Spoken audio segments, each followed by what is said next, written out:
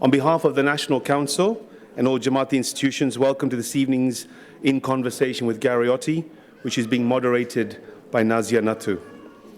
I'm delighted that today is being moderated by Nazia, and Nazia is our Deputy Communications Coordinator, and she's Head of Internal Jamaati Communications.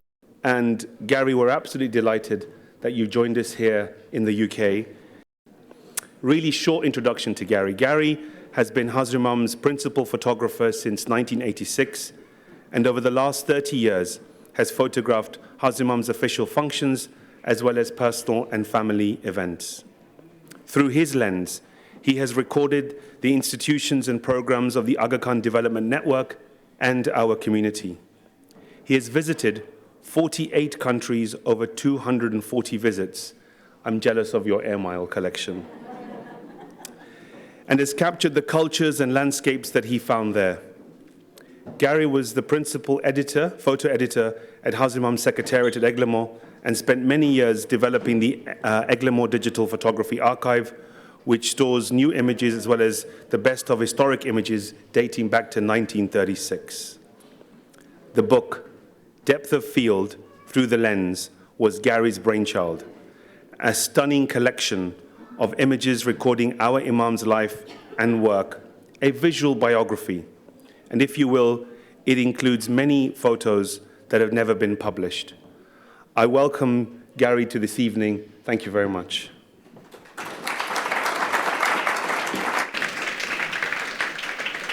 Thank you, Rahim, and welcome again to you, Gary. Thank you. I'm going to dive right in with my first question. I was wondering if you could share a little bit about your career journey, going from being an architect to photography. How did that happen? Well, I never was an architect because I wasn't very good at it. And I went to a lecture by an architectural photographer named Ezra Stoller, who said that he liked finished buildings much better than unfinished buildings. So I thought that was a really good line that I could steal and use, and so I decided to become an architectural photographer, and I studied here in London at university, at the Polytechnic of Central London in those days. I think it's University of Westminster now. And then went back to my home in Vancouver and started working as a photographer there. Okay.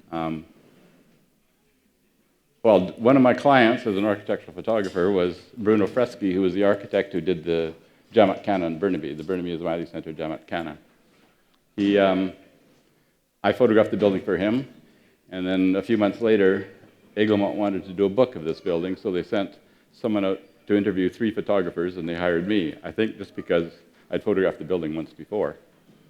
I worked on it for 7 or 8 days, but it was in October and the weather was bad, so they called again in April, the following year, and asked if I'd photograph it again with the sunshine and the flowers. So I did that, and I thought everything was finished, it was all over.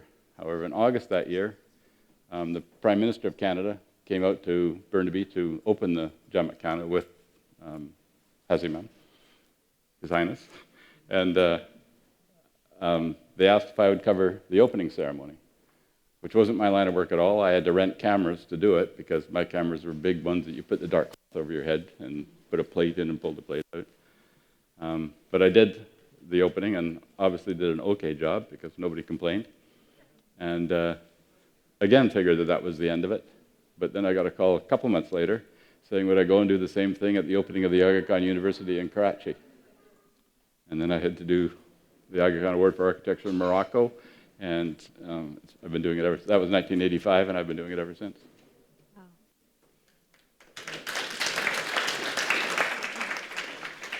So what I find interesting is going from shooting a subject to an object is so different. I'm assuming it takes a very different skill set. So how did you make that transition?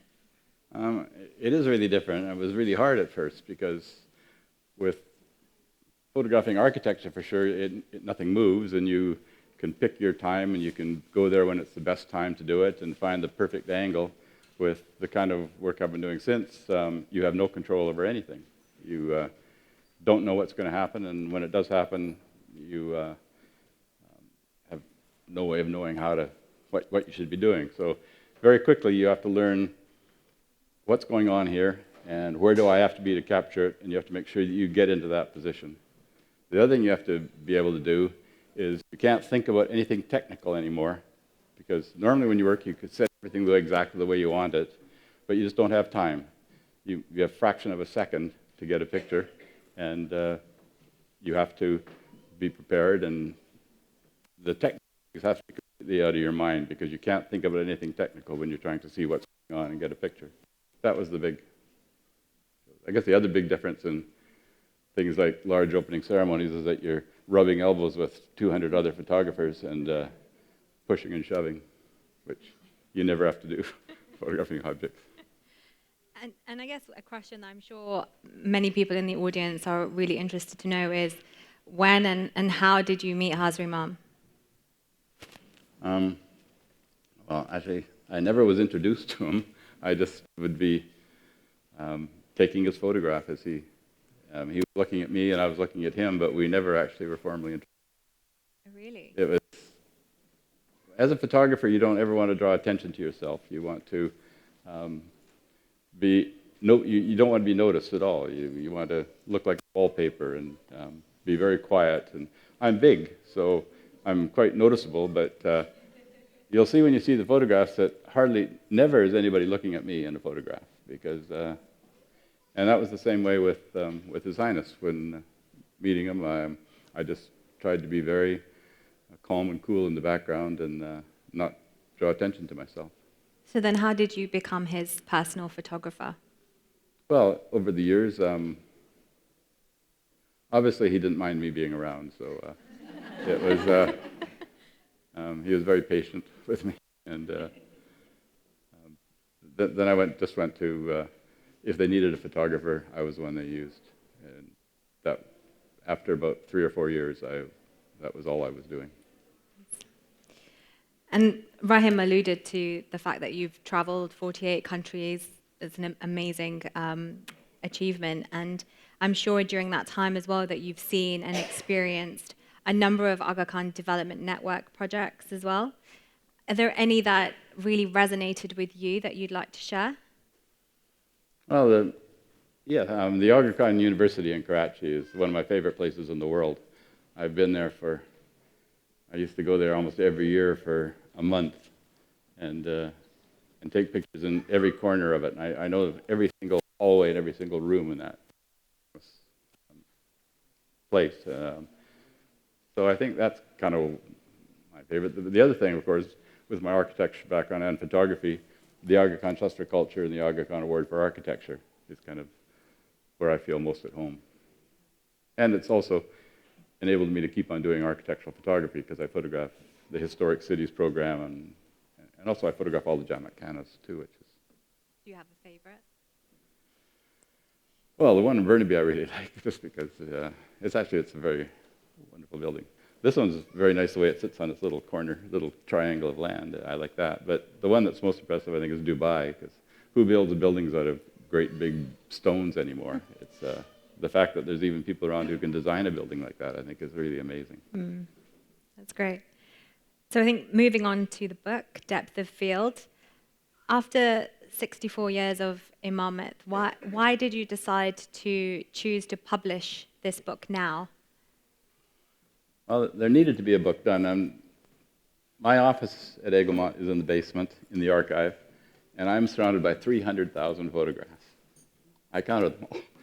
And I've looked at them all, because in all those years, if I have nothing to do, I just pull down an album and go through it. And while I was going through it, I put yellow Post-it notes on all the pictures I liked. And when I finally started thinking about doing this book, I had 8,000 Post-it notes inside these binders. Wow. And I thought I wanted to do it because about half the pictures are mine, and so I wanted to make sure that whoever did a book chose the right pictures, my favorite pictures. And I had favorites of all the other photographers too. But also I wanted it to be, this is a book about the Aga Khan, but it's also a book about photojournalism. And so I wanted it to be a book that was a photography book, not just pictures of a person. The pictures are all photojournalism, they all tell the story, and that was my plan from the beginning. And so I cut my 8,000 pictures down. I went looked at every picture with a magnifying glass, and only picked out the ones that were really good quality, and I ended up with 5,000. Then I started cutting them down. I wanted to be fairly evenly represented by the continents. There's none from South America, by the way, but and then I wanted them to be evenly divided between the decades. And once I did that, I ended up with about 500 pictures that I really liked and were really well represented. But that's way too many for a book. I wanted 200 for a book. So I had to cut it down again, and it was hard because you had to throw away pictures that you really, really liked. And then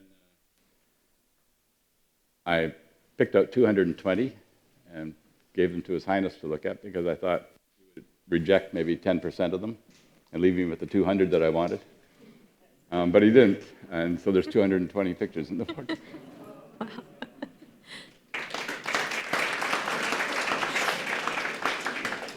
So you had 500. Can anyone see the other 280? No. Well, if somebody does a volume 2, maybe, but... So you said you've got quite a few favorites. Do you have one that really stands out for you? No, probably not one, but I have about 5 that really stand out to me. So. Do you want to share them? I can show you lots of pictures if you like. Yes, please. Yeah. There's a picture of me when I started, by the way. I found that this morning, so I thought... I think that was in Lamu, Kenya in about 1987. And that's my office with my 300,000 photographs around me. But it's interesting how pictures happen. The cover photograph, which is one of my favorite pictures of all time, certainly my favorite picture of all time of His Highness, was a complete accident.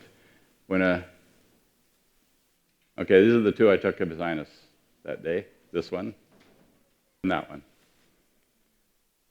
So this was a picture taken in 2 seconds with no lighting, nothing, just a picture of people as I walked around the table, and that is the cover shot.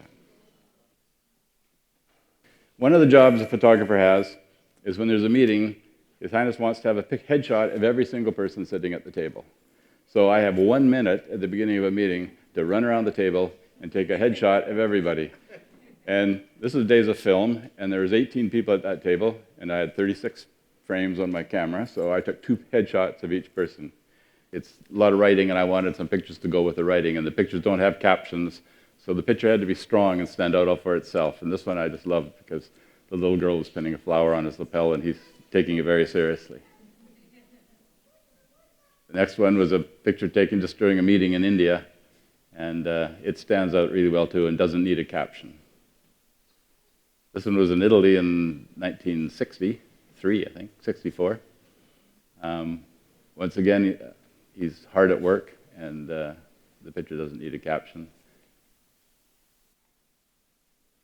And this is on the Great Wall of China, and it's one of my favorite pictures. The best part about it is that he's on the Great Wall, and there's nobody around him except for local people, which is almost impossible to see. There's lots of pictures of him on the Great Wall, but this is the only one that shows him all by himself, virtually, on the wall. Okay, the first picture in the book is the day he became the Aga Khan. And there was hundreds of pictures taken that day, but this one is just the one I like the best. He's got his hat and his coat on, and he's ready to go, and he's just starting down the stairs, starting off on a new life. It's just a picture that really tells a great story, and taken at the perfect moment. And this was about 30 years later, with 70,000 people in Tajikistan in the mountain valley. The way I've done the book is that the pages are, when you turn a page, you should be surprised by what you see, and the pictures usually try to relate to each other in some way. These 2 were taken in almost the same place in northern Pakistan. But the one on the right is really sort of the kind of picture I always try to take. You choose a position that shows how steep everything is, what the background is, and he's surrounded by people, and you'll notice there's not a single suit in the picture. One of the problems, everywhere he goes, he's surrounded by people in dark suits and ties. And my whole way of working is to try and avoid, as often as possible, I try to avoid anybody wearing a dark suit. There he's on the Great Wall of China, and there's nobody in a dark suit around him, except a Mao suit, which is okay. This is in Pakistan, in Timbuktu. Once again, the photos I take try to make him not the center of attention. He's usually at the same level as the people he's with, and he's usually looking at somebody else who's talking to him. That's one of the things I also try to do, because it makes him sort of just part of the crowd. And the one on the right I really like, because once again, there's no suits in the picture, but also people have their back turned to him, and he's listening to somebody else talking, so it just puts him to the whole level, that he's in the same level as all the people in the community there. And I think it just tells a real good story about the way he interacts with other people. And that's me on the right, but this is what I'm talking about. I woke up that morning and I heard that he was going to have a private tour of the park in Korog. A personal private tour this is the personal private tour. There's 61 people there. There's even a waiter carrying drinks as they're walking through. And this is the story of, actually it's the story of his life often, is being completely surrounded by large crowds of people, when I'm sure he'd rather be having a personal private tour of a park. The other way I've done the book is, often I've tried to have him doing exactly the same thing 30, 40, 50 years apart. And this is, I think, 40 years apart, the two pictures of him doing virtually the same thing. And the pictures work really well together. Once again, with the architecture, this is 54 years apart. He's dealing with architects looking at drawings, and the other one, he's dealing with architects looking at drawings. Here's a building under construction, and the right is the University of Central Asia under construction. I think this is the worst thing. It was 56 years apart, visiting an elementary school classroom. So each picture has its own story to tell, but the two pictures side by side, I think, become much stronger by the way that they work. The other thing I tried to do was show him working most of the time. And once again, working on the same level as everybody else. I mean, one of the luxuries of doing a book like this is this kind of picture never gets published, because he's very small, you can hardly see him. But he's in the picture, he's doing something, and the setting is important, and the building is important, because it was turned into a hotel later, a Serena hotel. But just that he's walking along the beach with the Beach Boys lying in the sand, I think. Also, no red carpet, nothing fancy. And with the horses, once again, only in a book like this can you use pictures showing his back or showing him in tiny little silhouette that you can't even see him. But it says that, yes, he has racehorses and he works with racehorses, but he works at it. It's not a hobby. It's something that he's deeply invested in and works very hard at. Once again, just another one. I mean, these are just two boat pictures and nothing in that. But once again, he's just sitting on a deck with a bunch of other people and got his back to the camera, and just sort of shows the kind of guy he is and how he relates to the people around him. With his children, the pictures, none of them are posed either. One, Prince Rahim, is helping him with his tie, and the other's just the other two kids are just walking into the Red Fort in India.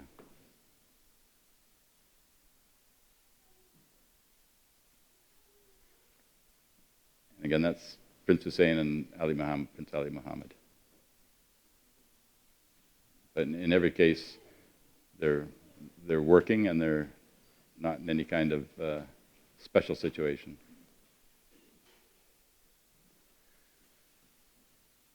The picture on the left that's the King of Spain and the Queen of Spain and His Highness.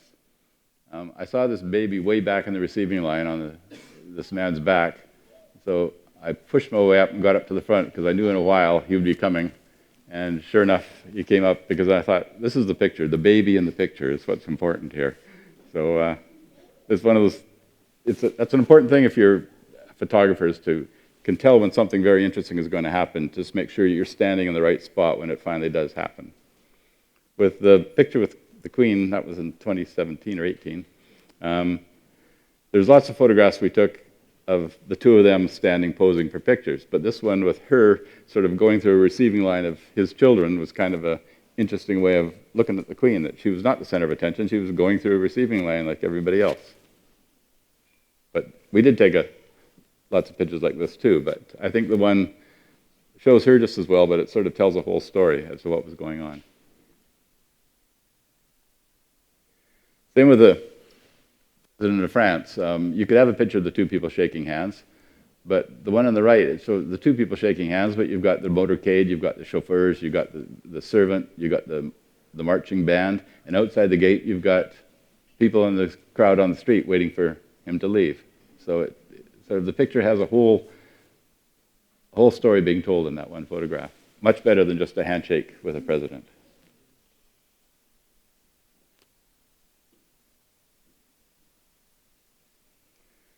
Probably, this is one of my favorite pictures. And I think it's one of most people's favorite pictures. There's lots and lots of these because those huge crowds are just something that's amazing. And carefully framed so that the crowd completely fills the frame. But also there's things in there like the men are all at the front and the women are all at the back. So it even says something about the life in northern Pakistan.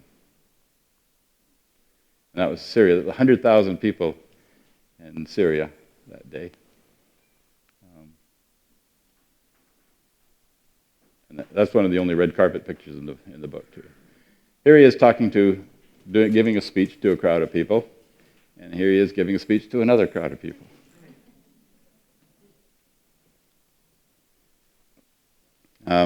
This is another one where you know something good's going to happen, and I saw those guys on the left of the picture, and I thought this is going to be really good. And so I set myself up and just waited there. He was way down the road, and waited for him to come up and catch up to me. And I was lucky because he turned and looked at the guys too. So now it's a really good photograph of him, but he's looking at those guys, so you look at those guys, and I think it really helps the composition of the photograph. Another one, I liked the lines of girls, and I knew he'd have to come up these stairs, so I got at the top of the stairs and just stood there waiting for him to come to me.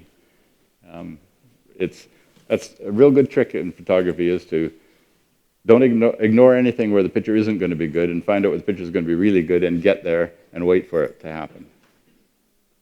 If you try and run along beside him, you're going to take a bunch of junk and it's not going to work. But you know something good is going to happen, so be there when it happens. These two are just, again, showing him working, but working in a crowd of people that are casually dressed and casually working. And there's some interesting things too, like in the left picture, the girl on the right is the chief engineer of the Aleppo citadel. And for in a country like Syria to have the chief engineer be a young girl, I think also says a lot as another aspect of the picture, tells you something more. And I love this. This is probably my favorite picture.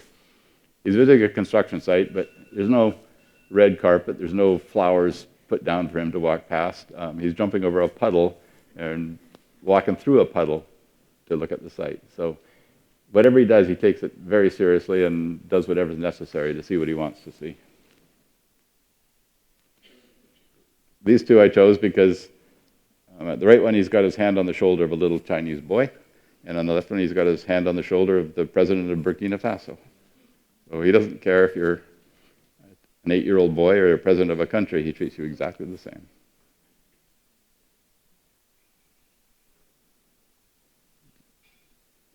It's another really good picture of him hard at work.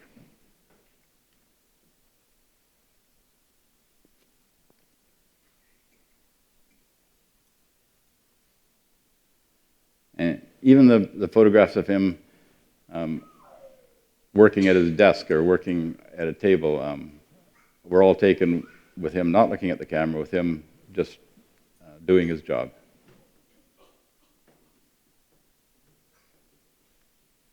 And out looking at the farm, it's nothing, no demonstration or anything. He's just actually looking at the farm, talking to the farmers and looking at the farm. This is a nation newspaper in Kenya. He's it's interesting, at the left one, he's looking at, this is the opening of a new printing press, and the two men are British. In the right one, it's the opening of the next new printing press, and all the staff are Africans. So even that tells the changing of time and changing of the countries.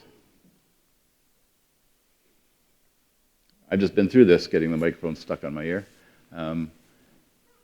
When he does press conferences, or photo ops and press conferences, rather than photograph him in the conference, I often photograph the actual press conference and the photo op taking place. And I like the idea that he's going to be interviewed on TV and the technician is tacking his microphone to his shirt.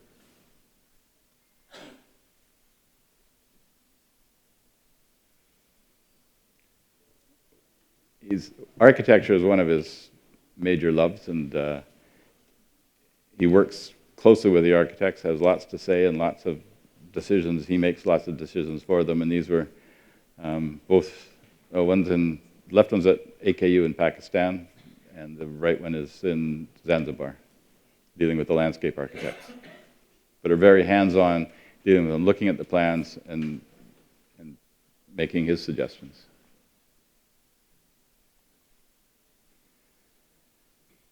Being with my architecture background, whenever I photograph anything to do with architecture, the architecture is almost as important as he is, and the one on the right is a good example of that.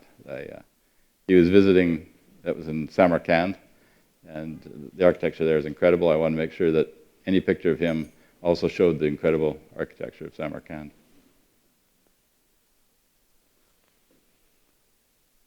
Again, just another picture of him at the same level as everybody else, and once again, he's at the center of attention. The man standing up on the left is the center of attention, and he's actually looking at him. So,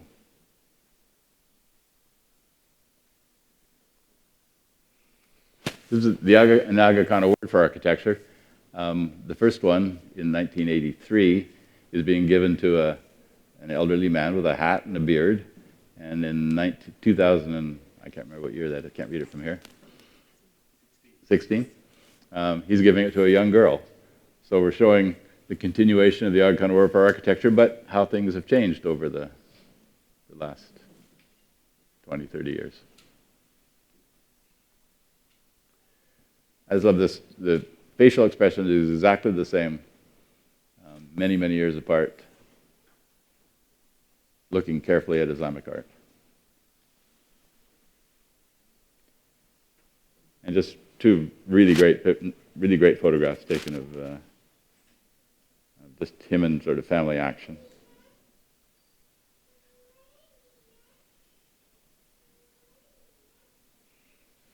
The one on the left here is probably my favorite picture.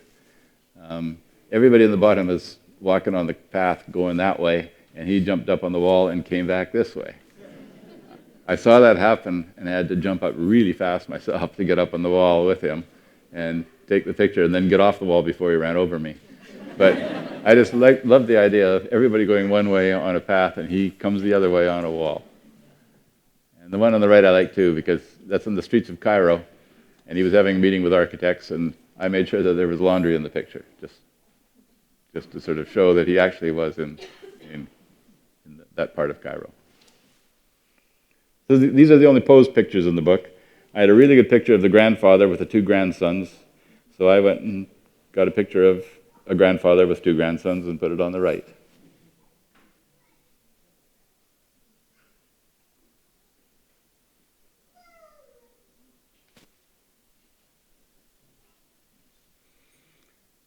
And this also shows how airport arrivals have changed over the years.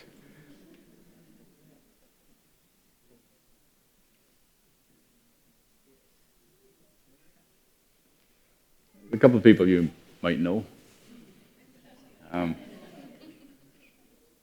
But again, neither picture is posed. One's up on the rooftop here having a discussion. The other's probably in this room. It is, right by here.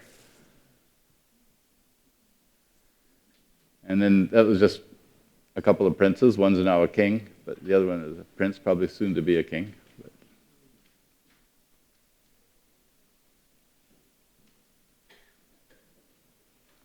even the headshots that I found, I tried to pick ones where he doesn't look at the camera. It's photojournalism. It's somebody there at the time when he happened to be there.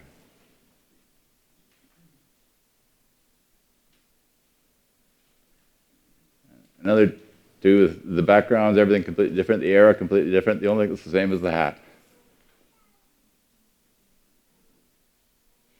Okay, these ones were done to show how he relates to just ordinary, everyday people. And so when he's leaving a little hospital clinic, he talks to all the staff as he's leaving the hospital staff. And on the right, how many VIPs do you think at the end, when they get to the airport, get out of their motorcade and walk back and say thank you to all the police, motorcycle police that have been with them on their trip?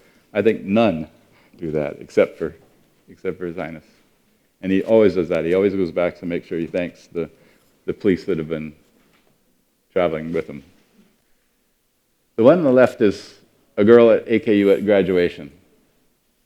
She was one of 250 people getting degrees, but every person that came up there had a moment with him, and that's it close up.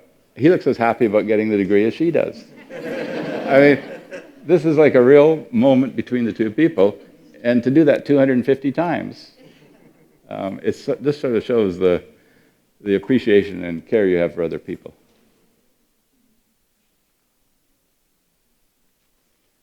These were just, of course, it was his mother and father at the left, and then his children on the right.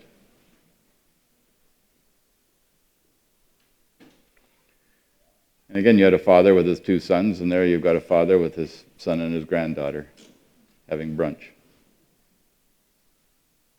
The one on the right is probably my favorite picture that I've ever taken. This one I like because Princess Grace is there and the two men are ignoring her. And the one on the right, that's actually Arnold Schwarzenegger's office when he was governor of California. And that's the Prime Minister of Canada. And rather than the shaking hands or the posed photo op, I thought the picture of the dog was much better. And even the one on the right with the president of Zanzibar, there's a real eye contact between them and a real, obviously some sort of, you can see there's a relationship between them. These two are meetings, but the one on the left is a school meeting in Tanzania, and it's got to be the most ordinary room you could possibly have. And yet he's there, there's nothing special, no flowers on the table, and he's deeply taking part in the conversations. And the one on the right I like, because I came down to the center of the table because I saw all the photographers and I wanted them in the picture. And that's the Prime Minister of Russia and all the Russian cabinet ministers on one side of the table, and His Highness all by himself on the other side of the table. Because that's the way they do it in Russia.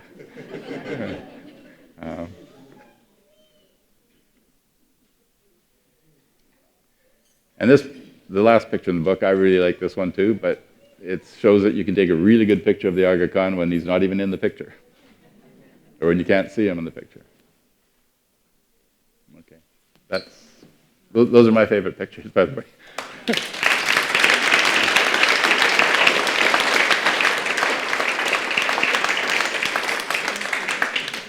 Is that okay? I think one of the questions that we'd like to know is, with your time photographing Maulana Hazrat Imam, what's been your most memorable memory? I'm not really sure. I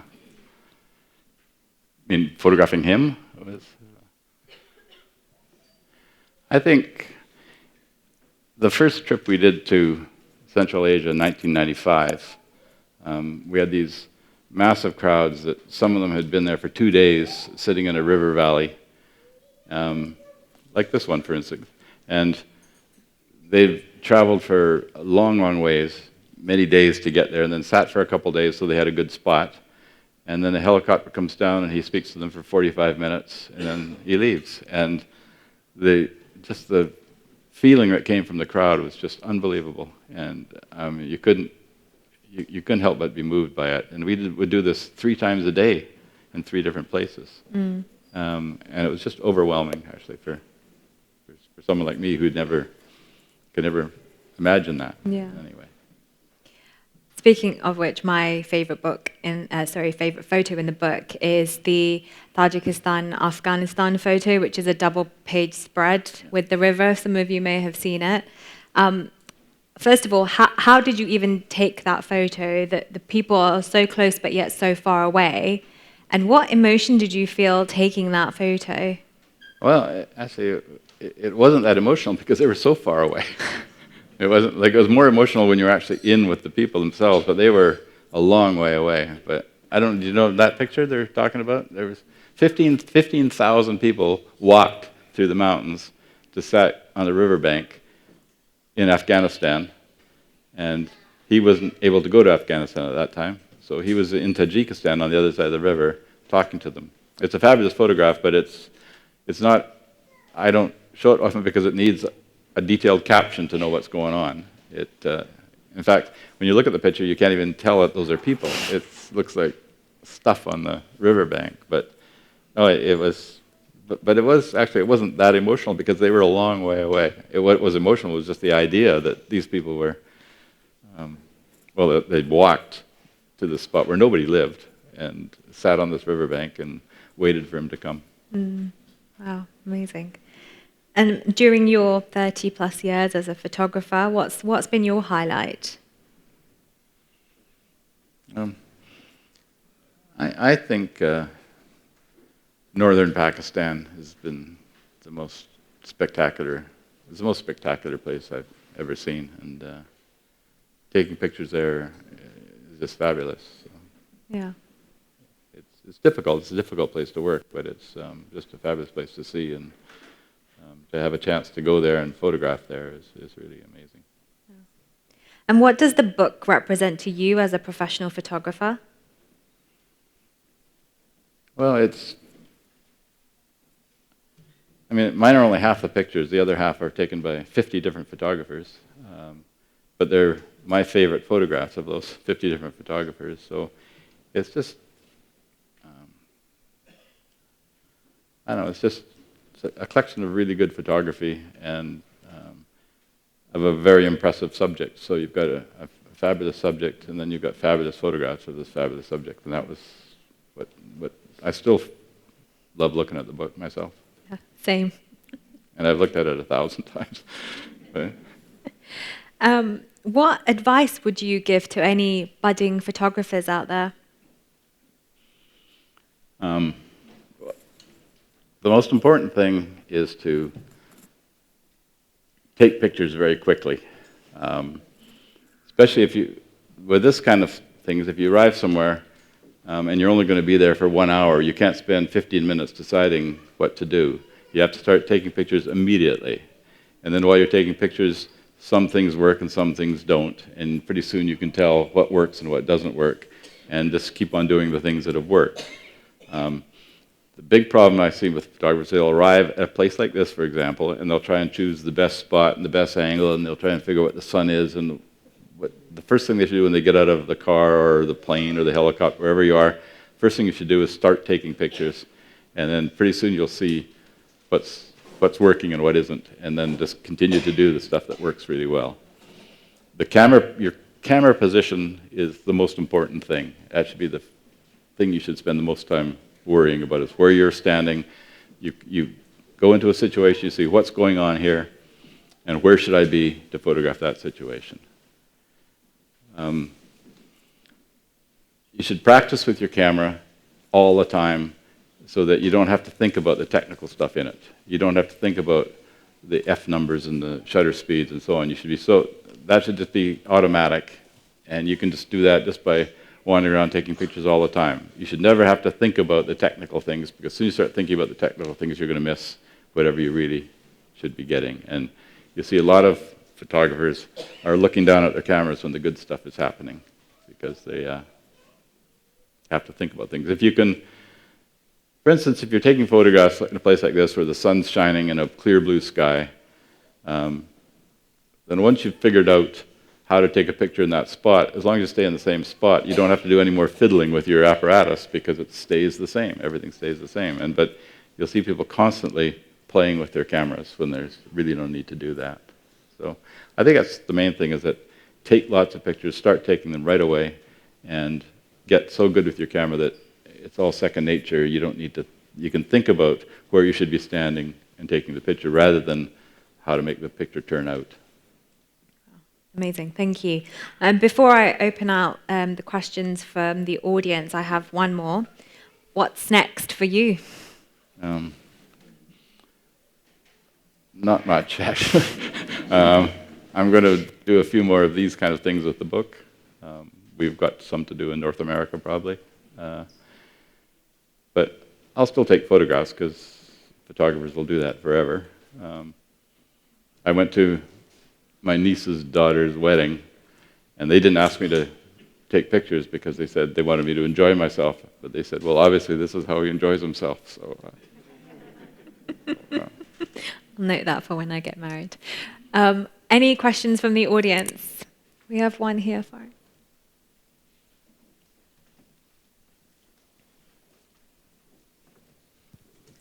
Thank you so. Okay, thank you so much for this wonderful moment with us. And I have actually two small questions. The first one is, did it ever occur to you that something good, really good happened and you missed it? Or you had something in mind but it never came up? The second question is, were you ever forbidden to take pictures of a particular event or His Highness doing something that you were told not to take pictures of? Thank you. yes, all the time.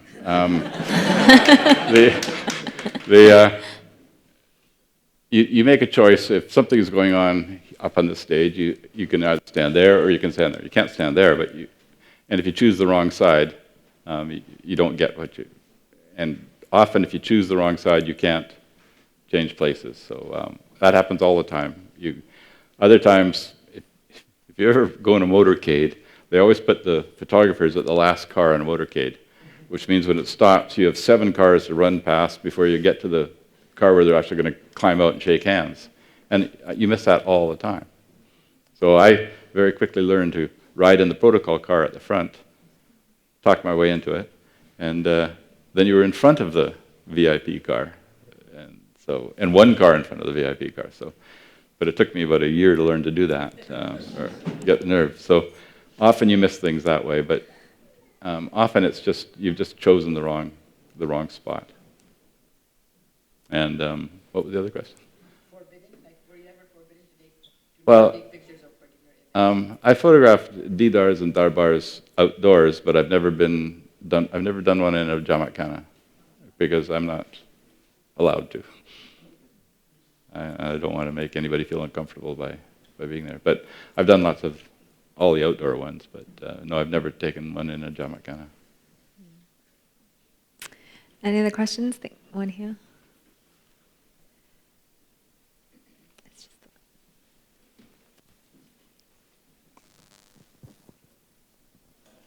First, thank you for sharing with us all these beautiful moments. My question is about His Highness. What is the main feature or characteristic you have observed in His Highness through all these years? Oh, he's just basically a very nice man with everybody he meets, and he treats everybody as if they're special. It doesn't matter if they're a little child in a school, or me, or a head of state, or anybody. He treats everybody as if they're special. I've never seen him not talk to somebody or not react to people. And I think that picture of the girl getting the degree is a classic example. I mean, he could just hand the degrees out to everybody to come by, but he stops and shares a moment with every one of them. That's just what he does that with everybody. I think we have a question over there. So you've experienced a lot of the things that His Highness does around the world. What are your impressions of the imamate itself, of its role in the world? I'm not probably a good person to ask that. Mine is just a layman's view of what I've seen. But the thing that's most impressive about just the way the community works is the volunteer aspect of it, and the fact that all these people will volunteer for the imamat. And my first example of that was when I was at Burnaby, my very first job. I had to photograph the Jamat Khana, and it wasn't really finished yet. And I had this team of volunteers that would move plants from one room to another, move furniture from another room to another, I was photographing the library, and I said, there's no books in the library. Oh, you need books? They were gone, came back an hour later with a van full of books. They didn't have enough to fill the library, but they could fill half the library, so I photographed that side. And then they moved all the books over to the other side of the library, and I put my camera over there. And then they took all the books away. Nobody complained, nobody, great. And it's been that way through for 37 years. Every time you need a volunteer to do something, there's always a volunteer to do it. And I think that's sort of the fact that people will put that effort into serving the imamat sort of justifies the imamat to me.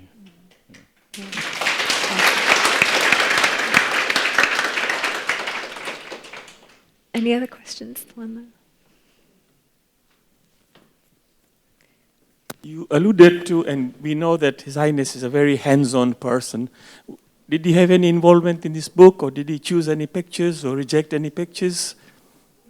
No, but he looked at every single picture. The first time I met with him a few times. The first time I just took the photographs to him, and he looked at every single one and talked about them. And then when I had the written material done, then I had the book done as a book, not just pictures. And then when I had the written stuff done, he looked at that too. But he made some corrections to the written work. I made some stupid mistakes. I called the Queen Her Royal Highness instead of Her Majesty. And he says, you can't say that. But, so I kind of embarrassed myself with that. But he read every word too, because he made corrections to words in the text. So he looked at every picture and read every word. But, Wow. Amazing.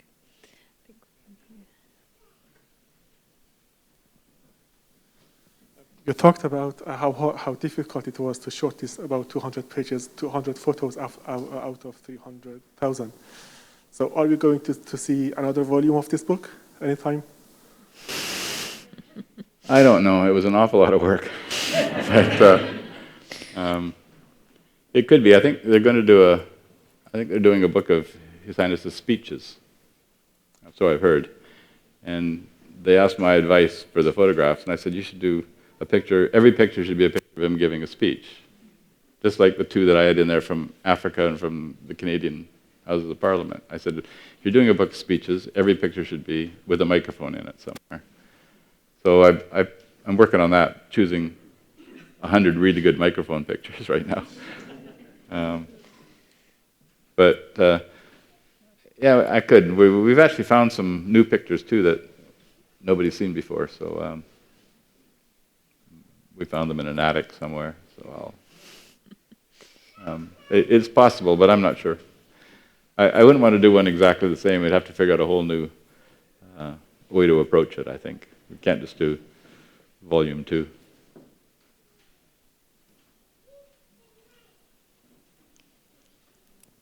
Good evening. Two little questions. The first one is, how does one end up being a photographer for Maulana Haza Imam? And the second one is, you mentioned that he was looking through the photographs. Did he indicate to you which ones were his favorite?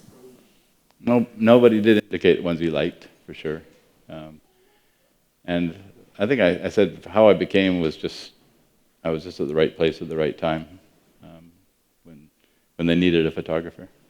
And that was...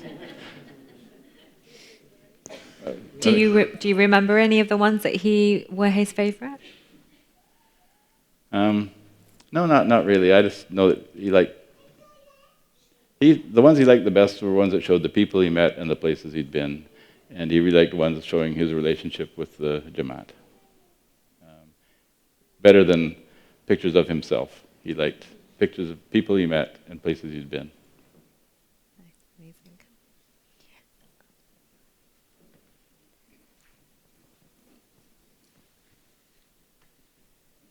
Amazing. I'm from Tanzania, so all of the pictures of Africa that I've been to these places, so I can absolutely relate to them. Thank you so much for adding them to your book.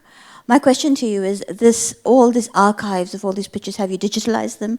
Because for the next generation, I mean, the thousands and thousands according to you, will our children and our grandchildren be able to access them? How have you preserved them?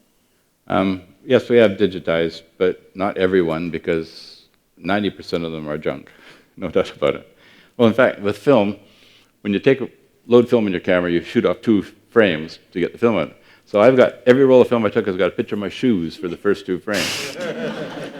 So they did some digitization of the films at Geneva for the Algonquin Award for Architecture, and they've got digital pictures of my shoes. So somebody has, unless you have a machine to do the digitization, but to pay money to get digital prints made of junk. So it involves, what we've done at Eglemont was, I looked at every single picture with a magnifying glass to make sure that it was worth, and make sure that eyes weren't closed, mouths weren't hanging open, and just to make sure that it was worth digitizing. Yeah, no, it's technical work. You have to have a light table, the negatives on the light table, and look at it. Yeah. Oh, yeah. But it really involves, because, I mean, I'm not being critical, but really, even my pictures, out of a roll of 36, I might like 4. That's it. We have time for one more question. Okay, it's over there. As you're so well-traveled, are there any cultural experiences that you'd want to know? Anything particularly surprising or interesting with all the cultures you've seen? I guess once again, it's that Central Asia visit in 1995, because when we were there were no restaurants, no hotels, no stores. It was just a complete different way of living, and that I'd never seen before. And I think it was the most surprising thing. I mean, we were staying in Korog, and we arrived, and people had left their houses and were living with their friends, and we would get a key, and the key had a piece of paper on the end with an address and directions of how to get to that house. And you go to the house and try the door and the lock and open it, and you're in somebody else's house, and you're going to live there for 4 days. Well, actually, have we got time for a story? Yeah. The house I was in, I was wanted to take a bath. So they had a hot water heater here, and you had a gas thing that turned on, and it had a rod and a match, and you lit a match and got a little flame on the gas thing, and then you rotated the gas flame against a little coil, copper coil. So I figured this is how it works, so I got it in and I put it on, and came back to look, and the water tank was glowing red. There was no water in the water tank. So I figured, so I got up top and I found the tap. So I turned the tap on. I heard the water rushing. I said, oh, okay, now I got it. So I turned the water on, got the gas, put it on, put it against the coil, went back in the other room, and I came back and the water was pouring all over the bathroom because you had to shut the water off and then put the gas on. So I figured, I've been in these people's house for 1 hour and I almost burned it down and flooded it. I said, I can't stay here. But I got it figured out. You had the bath. Anyway, that was what we had to do. Amazing. Oh, one more question, Okay. and then. My question is, was Maulana Hazar Imam, did you exclusively photograph him only, or did you have other subjects as well? Well, I photographed everything the AKDN did, and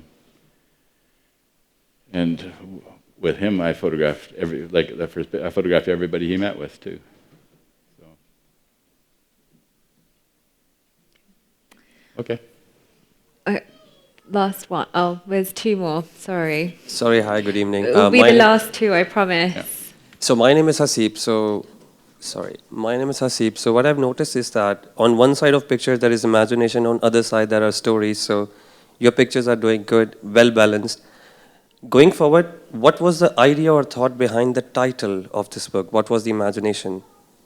Okay, that's a play on words, actually, because depth of field is a photographic term. Do you know what depth of field is? Depth of field is the distance between the closest thing and the farthest thing that's in focus. So if you're taking a portrait of somebody, that'd be the tip of their nose and their ears, probably. If you're photographing that, it's who's ever in the foreground and the mountains in the background. So your depth of field can be 5 inches or 5 miles. So it's a photographic term. But I kind of use it because His Highness has such a huge depth of field of endeavor. So it was a book of photographs, and the photography, he's the subject of the book, but the photography is also the subject of the book. So I wanted to make sure that I had something photographic in the title and as well. The photographers form a special bond with the subject that they are photographing. In your case, did you form a special relationship with the members of the Noorani family? Because those are the family members who would be stepping back and not be in the frame of the photograph. Yeah. Or also in it. Well, not really a special relationship, but we got along well. I mean, we're not friends. We don't hang out. But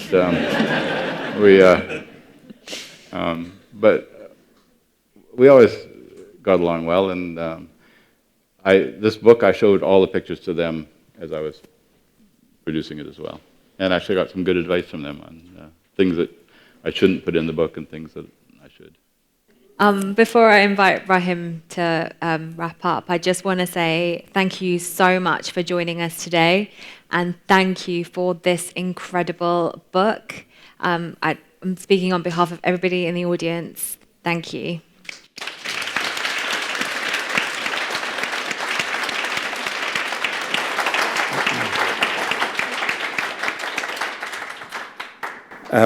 Gary, this is my third session with you in 2 days, and I have to tell you, you're such an inspiration. Your photography has captured our beloved Imam, his work, in a way that makes us feel as if we were in that book with him. Congratulations.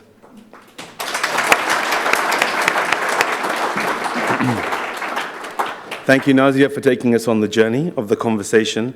Thank you for all of us joining us here today. But thank you again, Khudafis.